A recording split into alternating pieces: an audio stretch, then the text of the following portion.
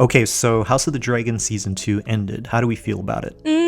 I like some things about this season, but this felt like a slow burn to a disappointing finale. Right, in terms of feeling like an energetic climax, I think this penultimate episode, or the penultimate episode, which was number 7, felt amazing. We could have ended the season on that last shot of Rhaenyra standing at Dragonstone with her dragon army while Aemon retreated on Vhagar. I wish it ended that way. That was also such a hype moment, but I know Game of Thrones seasons sometimes don't end on big action climaxes.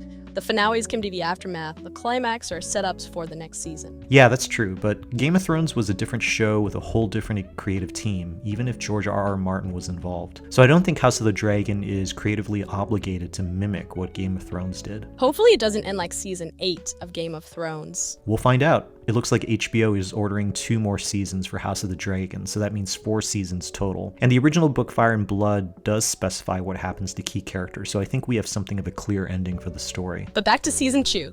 I love what they did with Daemon in this finale.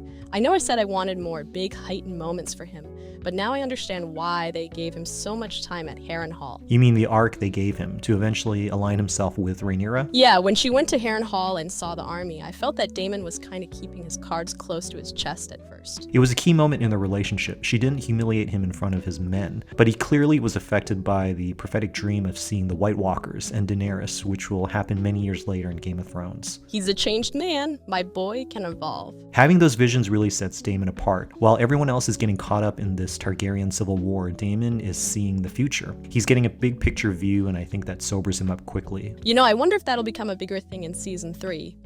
With him seeing those visions. Yeah, I was wondering that myself. He didn't give Rhaenyra exact details of the visions, but mostly just saying that he realizes that Viserys rightfully chose her to be the one to unite the realm against greater dangers. I hope Daemon gets more screen time in season 3. Otherwise, it's fanfiction time. You still haven't finished your Game of Thrones Season 8 fanfiction. Neither has George. And that's right, George, I'm talking to you. Finish the book!